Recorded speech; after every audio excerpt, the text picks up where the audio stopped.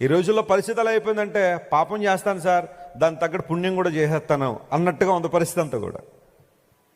నేను ఒప్పుకుంటున్నానే పాపినని, అయితే దానికి తగ్గట్టు పుణ్యం కూడా చేసేస్తే, నేను చేస్తున్న పాపకార్యాల కన్నా నా పుణ్యం కనుక ఎక్కువైతే నేను చచ్చిపోయే సమయానికి అప్పుడు దేవుడు మన కుమారుడు పాపము కన్నా పుణ్యం ఎక్కువగా చేసి ఉన్నాడు కాబట్టి స్వర్గములోనికి లాగుము అంటాడట. నువ్వు చేసిన భక్తి కార్యక్రమాలు లేకపోతే రకరకాల కార్యక్రమాలు నీ పాపం నుండి ఎప్పుడైనా విడుదలిచ్చాయా, నీకు జయమిచ్చాయా? అదే నా దేవుడి నియమం. నువ్వు పాపాలు చేసి చేసి చేసి అవి కప్పెట్టుకోవడం, పుణ్యాలు చేసేసినంత మాత్రాన పరలోకానికి వెళ్తావా? నెవర్. బైబిల్ ఎప్పుడు అలా చెప్పలేదు.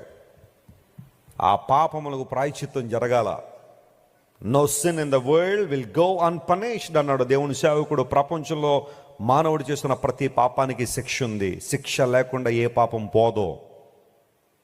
అయితే మనందరం శిక్ష పాత్రులమే, కానీ ఒకానొక సమయంలో మనందరం గుర్తించాం, మనకు బదులుగా మన శిక్షను ఎవరు భరించారు? యేసయ్య భరించాడు. ఆయన మీద వేసేసాం మన శిక్షను బట్టుకెళ్ళి. ఆయన భరించాడు. ఆయన మన కోసం సిలువలో మరణించారు. తన రక్తం ద్వారా మనకు విడుదల ఇచ్చారు ఆయన.